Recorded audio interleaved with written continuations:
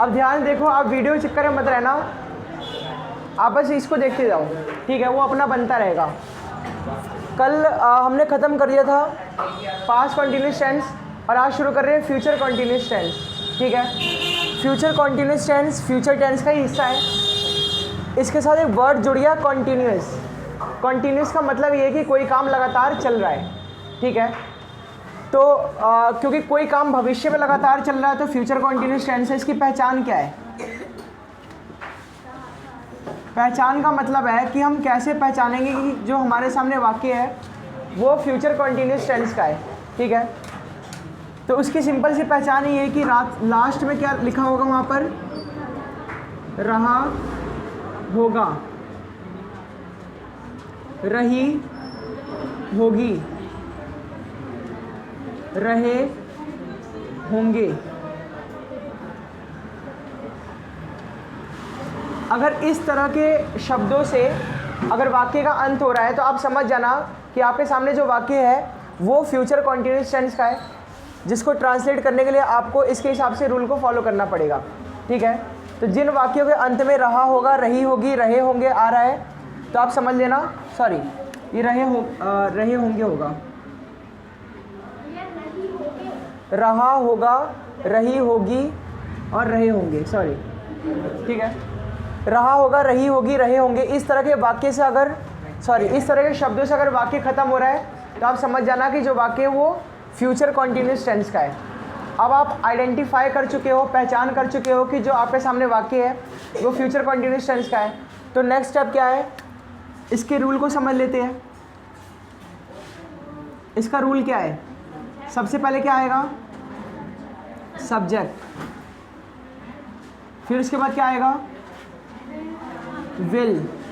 अब एक चीज़ याद रखना, कुछ बच्चे कहते हैं कि भैया आई और वी के साथ तो शैल आता है, तो आप तो सिर्फ विल लिखवाते हो, शैल तो कराते नहीं हो। ऐसा इसलिए क्योंकि आजकल आई और वी के साथ भी विल यूज़ हो रहा है, तो आप फालतू में क्यों झंझट पालोगे शैल यूज़ करने का।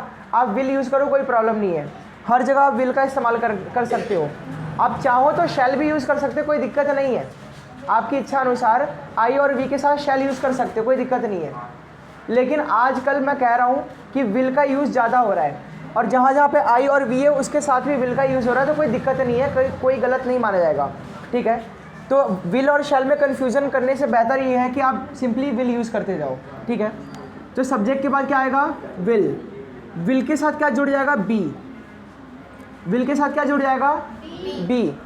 ही विल बी, सॉरी, जैसे सब्जेक्ट का मान लो ही होता तो ही विल बी। उसके बाद क्या आएगा? रूल के अकॉर्डिंग वर्ब आएगा। और क्योंकि कॉन्टीन्यूस टेंस है तो आप जानते हो कॉन्टीन्यूस टेंस की सिंपल सी पहचान ये है, सॉरी, कॉन्टीन्यूस टेंस के अंदर जो वर्ब होता है उसके साथ आईएनजी तो लगता ही है, क्योंकि कॉन्टीन्यूस टेंस का मतलब क्या है कि कोई काम लगातार हो रहा है। तो कोई काम लगातार हो रहा है तो वर्ब के साथ अगर आईएनजी जोड़ोगे मतलब कोई काम लगातार हो रहा है, ठीक है। तो subject plus will be plus verb की फर्स्ट फॉर्म प्लस आईएनजी और लास्ट में ऑब्जेक्ट। ये छोटा सा रूल है जो आपको ध्यान में रखना है, ठीक है। इतना समझ आया? एक एग्जाम्पल देखते हैं। वह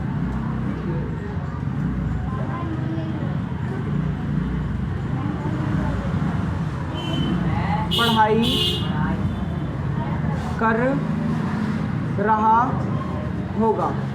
देखिए ना, बहुत इजी सेंटेंस है, वह पढ़ाई कर रहा होगा। अब इसमें देखना सब्जेक्ट है वह। पहले तो आप ये समझो कि क्या ये सच में फ्यूचर कॉन्टीन्यूस टेंस का वाक्य है। तो इसकी पहचान क्या होती है? अंत में क्या होना चाहिए? रहा होगा, रही होगी, रहे होंगे। तो उनमें से ये शब्द तो आ रहा है, रहा होगा, इसका मतलब ये जो वाक्य है ये फ्यूचर कॉन्टीन्यूस टेंस का हमने पहचान लिया। नेक्स्ट स्टेप क्या है? जब हमने पहचान लिया फ्यूचर कॉन्टीन्यूस टेंस का ये सेंटेंस है तो इस वाले रूल को फॉलो करेंगे, इसको ट्रांसलेट कर देंगे, ठीक है। तो रूल के अकॉर्डिंग सबसे पहले हमें क्या लिखना है? सब्जेक्ट। यहाँ सब्जेक्ट क्या है? वह को क्या बोलते हैं? ही। रूल के अकॉर्डिंग नेक्स्ट हमें क्या लिखना है? विल। तो ही विल, क्लियर है। विल के तुरंत बाद हमें क्या यूज़ करना है? बी। He will B. फिर हमें क्या लिखना है? वर्ब। अब देखो वर्ब मतलब होता है क्रिया, मतलब कोई काम होना। यहाँ पे क्या काम हो रहा है? पढ़ाई करना। पढ़ाई करने को क्या बोलते हैं? स्टडी। पढ़ाई करने को क्या बोलते हैं? स्टडी। तो ही विल बी स्टडी। अब एक चीज़ सुनो, क्योंकि वर्ब के साथ आईएनजी भी जुड़ता है कॉन्टिन्यूस टेंस में, और रूल में भी हमने लिखा है, तो इसके साथ हम आईएनजी जोड़ देंगे।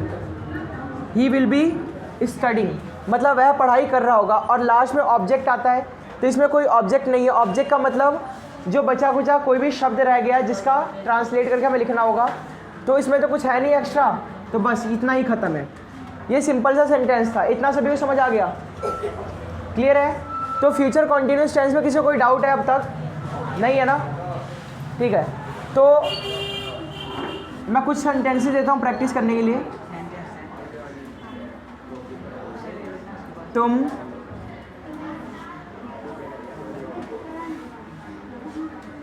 दसवीं कक्षा में मेरे साथ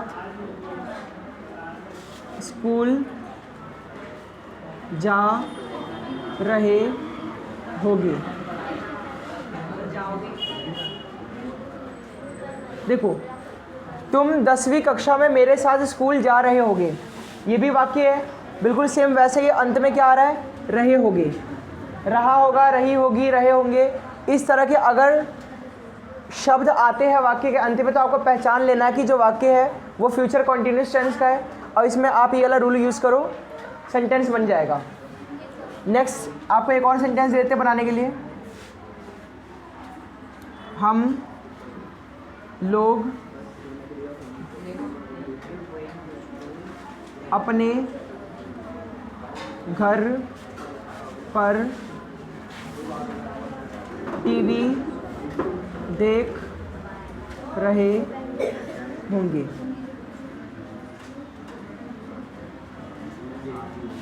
एक मिनट जाए, इस सेंटेंस में थोड़ा सा अलग कर देता हूँ। हम लोग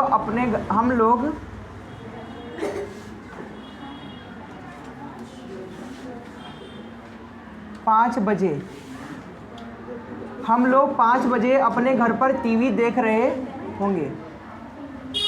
ठीक है, ये 2 वाक्य दे दिया है, इसको आपको ट्रांसलेट करना है सिंपली, और इनके जो वर्ड्स है उसके कुछ मीनिंग लिख देता हूँ। तुमको यूँ कहते हैं, आप सबको पता है, साथ स्कूल जा रहे हो, ऐसा कोई वर्ड नहीं जिसका मीनिंग बताया जाए। हम लोग 5 बजे अपने घर, अपने के लिए आप यहाँ पे यूज़ करोगे आर, घर के लिए होम या फिर हाउस यूज़ कर सकते हो, हाउस यूज़ कर लो, होम यूज़ कर लो, ज़्यादा बेहतर रहेगा। टीवी देखने को क्या बोलते हैं? वॉचिंग। ठीक है, ये लो, मैं जो इंपॉर्टेंट वर्ड्स थे उसकी मैंने मीनिंग लिख दी। और सिंपली बस आपको क्या करना है, इस रूल को फॉलो करना, और ये दोनों सेंटेंस आपके ट्रांसलेट हो जाएंगे। आपके पास 5 मिनट का टाइम है इन दोनों सेंटेंस को ट्रांसलेट करने के लिए। ठीक है, चलो ट्रांसलेट करो।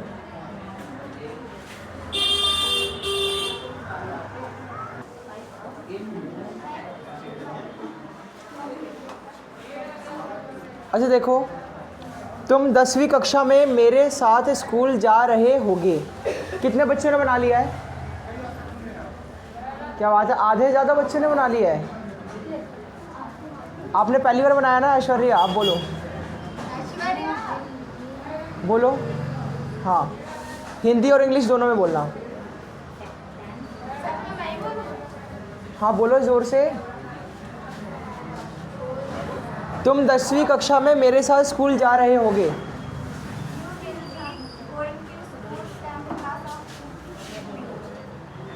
ठीक है, अच्छी कोशिश। और कोई? आप बोलो जोर से।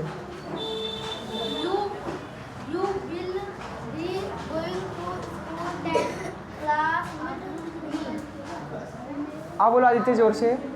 You will be going to school 10th class with me. ठीक ठाक है। और कोई? आप बोलो जोर से।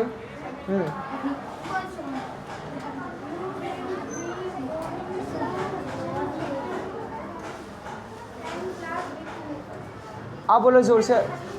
You will going to school with me only. You will going to school, ये बी खा गए क्या?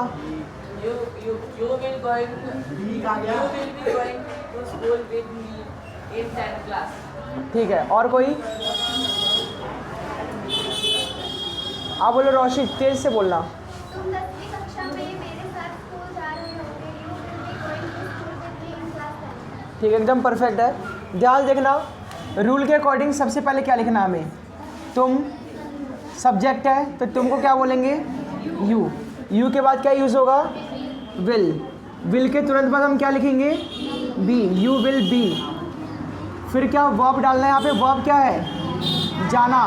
You will be go plus ing, going, और बाकी ऑब्जेक्ट। तो यू विल बी गोइंग, तुम जा रहे होगे। किसके साथ?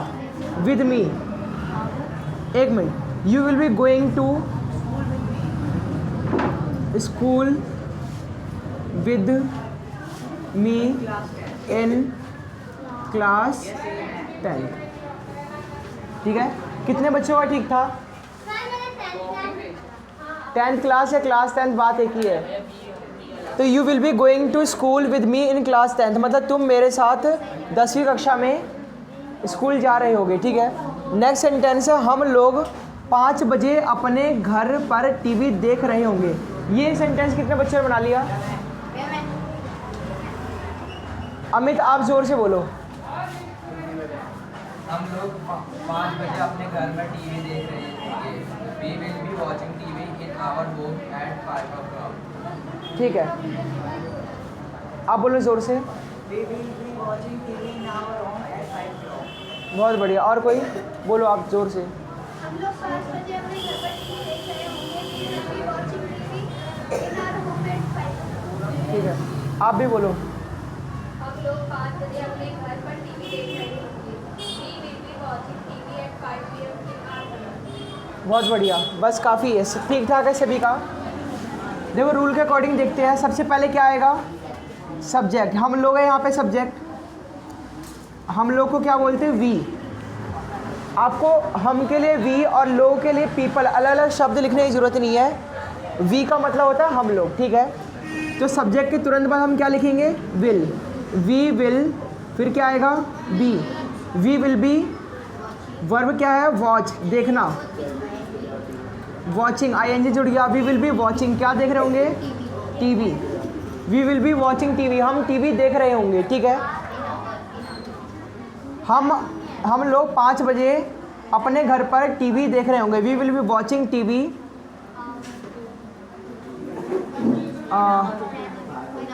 एट आवर होम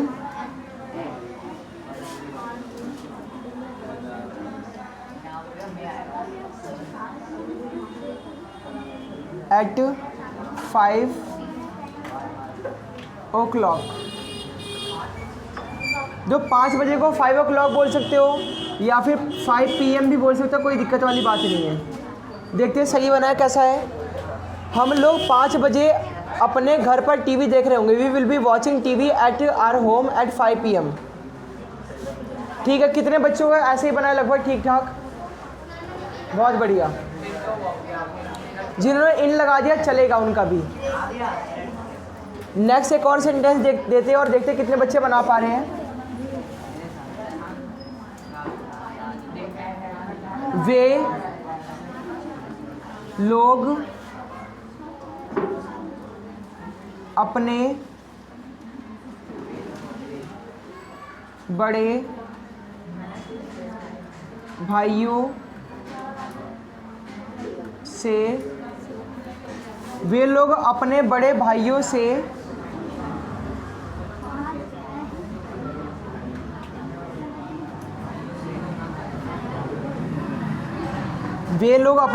से इस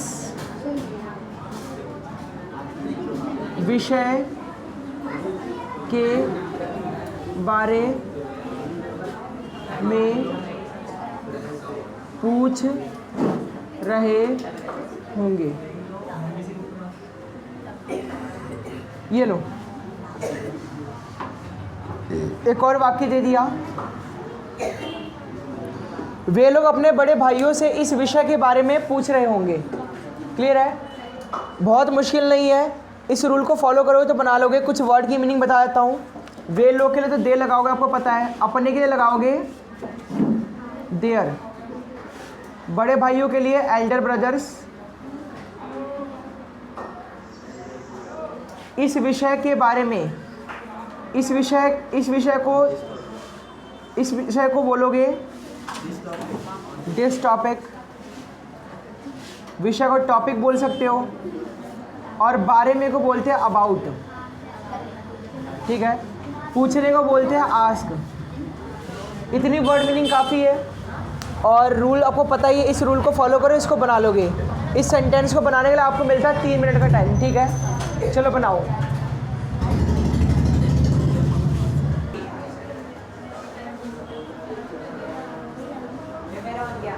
अच्छा देखो, सेंटेंस हमारे पास, वे लोग अपने बड़े भाइयों से इस विषय के बारे में पूछ रहे होंगे। देखते कितने बच्चों ने बना लिया है, आप बोलो ज़ोर से। वे लोग अपने बड़े भाइयों से इस विषय के बारे में पूछ रहे थे, उनके आस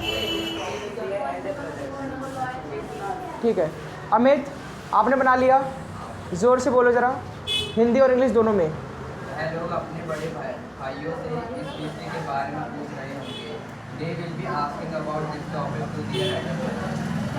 बहुत बड़े। और किसी ने, आप बोलो। They will be asking their elder brother about this topic. आप बोलो।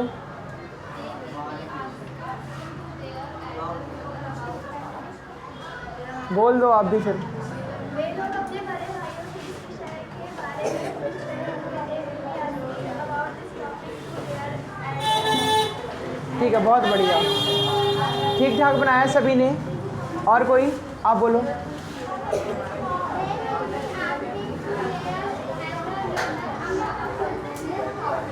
ठीक है, बहुत बढ़िया, आपने बना लिया। पंकज, खड़े होकर जोर से बोलो। They will be asking about this topic of their elder brother. ठीक है, बैठो। देखो, वे लोग अपने बड़े भाइयों से इस विषय के बारे में पूछ रहे होंगे। इसको बनाने के लिए आपको ज़्यादा सोचने की ज़रूरत नहीं है। इस रूल को देखो, अपने आप सब कुछ सॉल्व होता जाएगा। सब्जेक्ट में सबसे पहले क्या आएगा, वे लोग, दे कहते हैं। उसके बाद विल आएगा, फिर क्या आएगा, बी। अब एक चीज़ सुन लो, जिन बच्चों को, देखो एक चीज़ मैंने स्टार्टिंग में आपको कन्फ्यूज़न दूर कर दिया है, विल और शैल का। अब ऐसा नहीं कह रहा कि शैल का यूज़ होता ही नहीं है, आप चाहो तो यूज़ कर सकते हो वी के साथ और आई के साथ।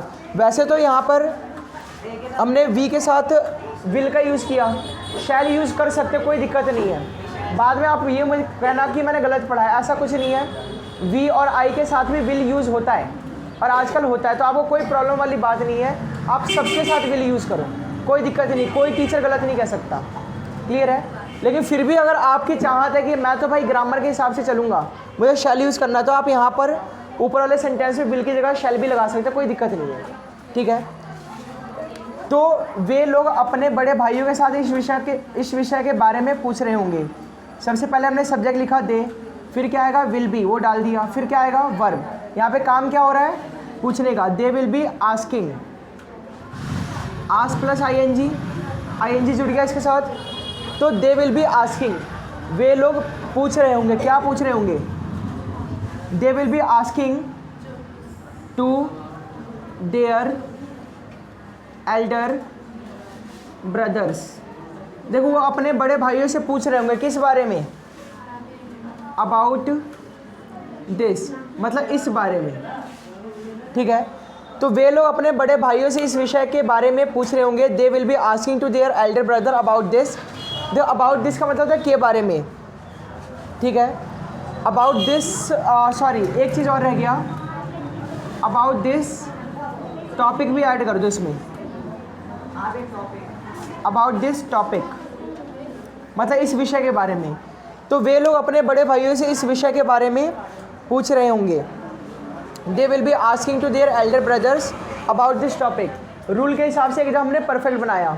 तो ये आज हमारा था फर्स्ट डे किसका, फ्यूचर कॉन्टिन्यूस टेंस का। आज जो हमने सेंटेंस बनाया वो अफर्मेटिव सेंटेंस है। अफर्मेटिव का मतलब होता है जिसमें ना तो कोई नेगेटिविटी है, कोई नकारात्मक वाक्य नहीं है, कोई प्रश्नवाचक वाक्य नहीं है।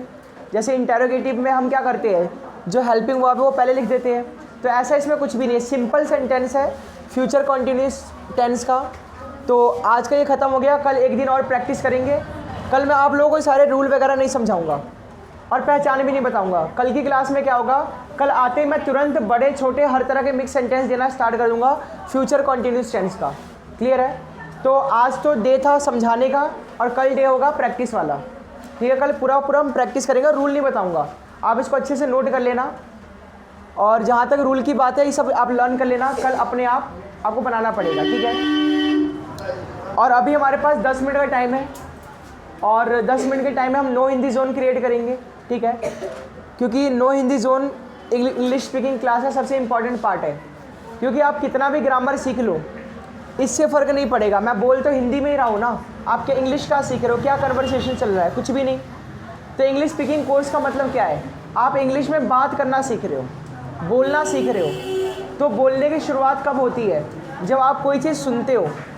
जब आप कोई वर्ड सुनोगे तो आपको पता चलेगा इस वर्ड को ऐसे बोला जाता है। ठीक है, तो इसलिए हमें कम से कम 10 मिनट के लिए सही हमें एक ऐसा एनवायरनमेंट चाहिए जहाँ पे हर कोई इंग्लिश में बोल रहा हो। ठीक है, तो मैं 10 तक गिनने के बाद नो हिंदी जोन स्टार्ट कर दूंगा।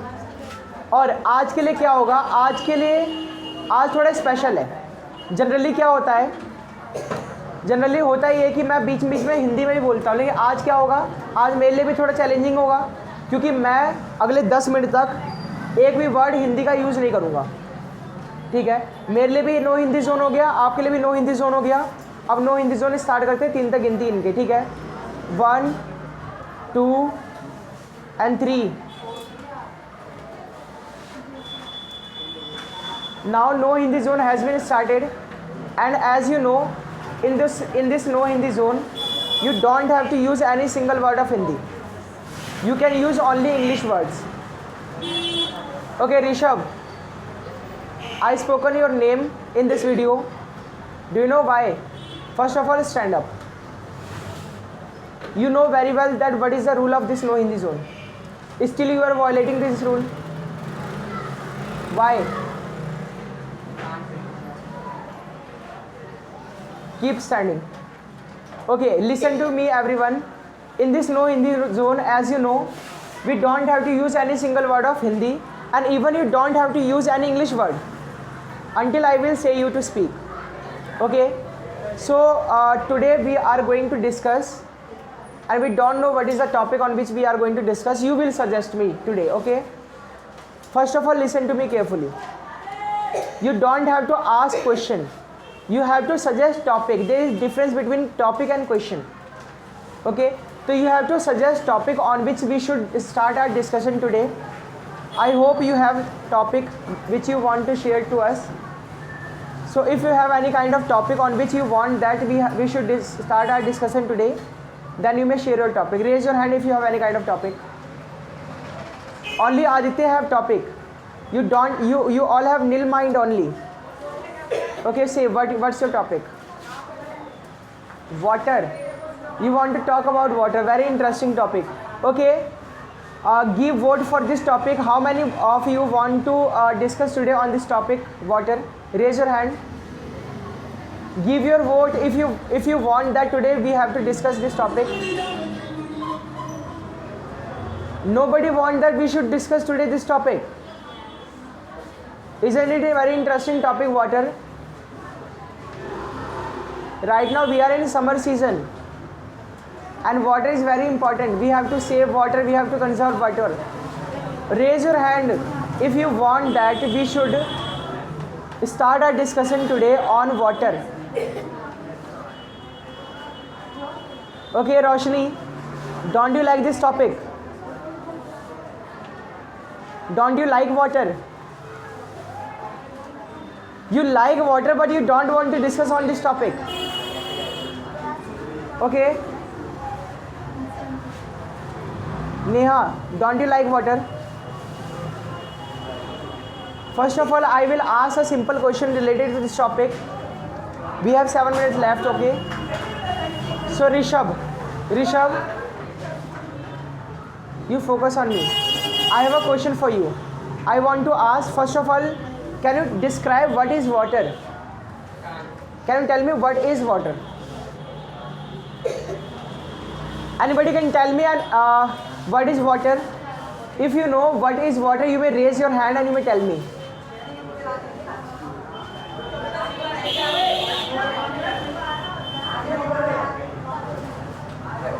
Aditya, do you know what is water? What? You don't know what is water, but you use water. Do you like water? You like water, you use water, but you do not know what is water. Okay, how many of you know what is water? I'm not saying you to answer the question, but how many of you know what is water? Okay, say now, what is water? Water is important for our life. Okay, very good, sit down. Water is a natural resource and which is very important for all the living creature, including all the plants and animals. Not only us. Water is important for us, that's a fact. But this is not only important for us. All the living creature, for example, every kind of plants, every kind of living organisms, every kinds of insects, reptiles, means all the form of living organism needs water. Okay. What's your name, Pankaj? Stand up. Do you like water? You like water. Do you need water? Yes, you need water. Why do you need water? Can you not live without water? Can't you live without water? You cannot live without water. Why? There are various reasons. There are various biological reasons about it. Why do we need water, or why we can't survive without water? There are a lot of reasons. Okay, sit down. Listen, everyone. We don't have to ask this question whether the water is important for us or not. We all know that water is important for us, and not only for us, all the living creature. All the living creature need water. Okay, you sit down and listen to me carefully whatever I am saying to you. First of all, understand what is water. Water is a natural resource. And do you know what is natural resource? Natural resource are those objects which is not created by human beings, but that is a gift of God. Okay, have you made water? Have you made water? You did not made water. Okay, this marker is made by human being, right? This chair, this building, and all the objects around us that we can see here, all these things are made up of materials. Okay, and these are created by human beings. Material is provided by nature but created by human beings, right? For example, this is a marker which is made up of plastic. And do you know where did we get plastic from? We got plastic from petroleum. And who gave us petroleum? Nature. You may say God or nature, whatever you want to say, you may say, right? So like this, water is also a natural resource. Natural resource means we did not made water. We have right now here fan. Who made this fan? This fan is made by humans, right? So this is a man-made resource. But water is not made by human. I'm not talking about Bisleri. But still Bisleri is not made by humans. They just filled the water into the bottle. Just plastic made by humans, right? So what is water? Water is a natural resource. Have you got my answer? What is water? Water is a natural resource. And what is the meaning of natural resource? All those things or all those objects which is not made by human beings, but that is provided by God, or you may say nature, so that we can survive on this planet. All those objects are known as natural resource, right? So water is also a natural resource. It is not made by any human beings. It is God gift. You may say it is God gift or nature's gift, right? So what is water? Water is a natural resource. Now the next thing arise here, the next question arise here is why water is important for human beings. First of all, why water is important for human beings? There are various aspects to this question. Why water is important for human beings? First of all, to maintain body temperature. For example, right now you are here and listening to me, and we have off this fan, and your body temperature is increasing. So your body is automatically providing water so that you can feel cold, right? So this is the mechanism of our body. and water maintain our body temperature. Another thing is whatever you have been digested in your body, that is reached to the various parts of our body with the help of water. So without water you cannot absorb foods in your body. Another thing is water is important for making food, washing your clothes, washing your home. So there are various uses of water, and as you know, water is used to generate electricity in plants. Okay, have you ever eaten apple? I hope most of you have eaten apple. Do you know how apple is made up? How apple is made? Apple is not made by any human beings. It is grown by the plant, right? So how plant can grow this apple? By the process of photosynthesis. And how photosynthesis will work? Without water, photosynthesis cannot work. And in this way we can say that without water, food cannot be grown. So you may say that water is not important. Water is life, right? I'm not only saying this that water is important. I'm also saying this thing is that water is life, because without water life is not possible. So this is something which is known as water. And right now this is summer season and we have lack of water, especially in Baljit Nagar.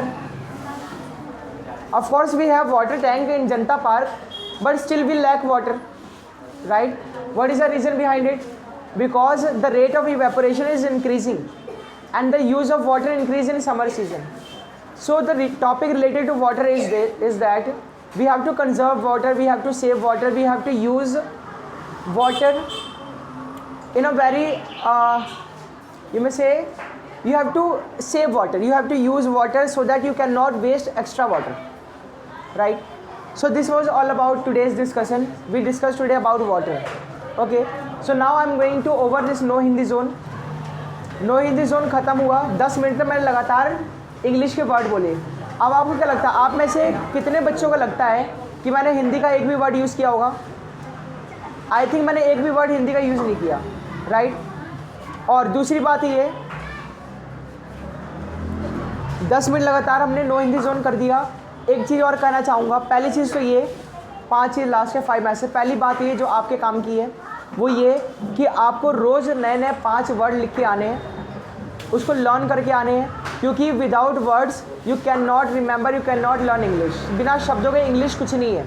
ये grammar किसी काम का नहीं रह जाएगा अगर आपके पास शब्द भंडार नहीं है. If you don't have dictionary there is no use of this grammar. तो ग्रामर से भी ज़्यादा इंपॉर्टेंट मैं कहता हूँ आपको इंपॉर्टेंस देना किसको? वर्ड्स को. तो आपको रोज़ नए नए 5 वर्ड्स करके आना है. दूसरी बात ये, इंग्लिश स्पीकिंग क्लास जो कि आप सभी को पता है फ्री है. तो अभी लगभग 30 बच्चे आए हुए हैं. 40 बच्चों की कैपेसिटी थी, लेकिन अब हमने 50 बच्चों की कैपेसिटी कर दी है.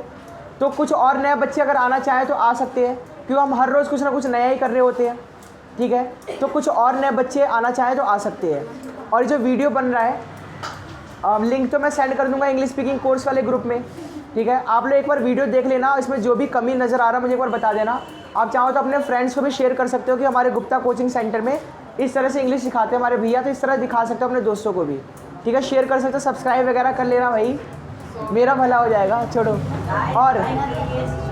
और एक चीज़ और, लास्ट क्या कह रहे हो? और लास्ट मैसेज मैं अपने बारे में बता देता हूँ. इंग्लिश स्पीकिंग कोर्स तो फ्री चल ही रहा है, लेकिन इसके अलावा भी मैं नर्सरी से लेकर 12वीं तक के बच्चों को ट्यूशन पढ़ाता हूँ. ठीक है, नर्सरी से 12वीं तक, 10th क्लास तक all subject and 11th 12th arts and commerce के बच्चों को पढ़ाता हूँ. तो कुछ बच्चे अगर ट्यूशन ज्वाइन करना चाहें आप में से, या फिर बाहर का कोई भी आना चाहे तो आ सकते हैं. आपके ऊपर कोई बर्डन नहीं, कोई बोझ वो दबाव नहीं, आपकी मर्ज़ी. तो इंग्लिश स्पीकिंग क्लास तो फ्री ही है, ये तो फ्री रहेगा, कोई प्रॉब्लम नहीं है. क्लियर है? मैंने अपने बारे में बता दिया. ठीक है, अब आप लोगों की छुट्टी.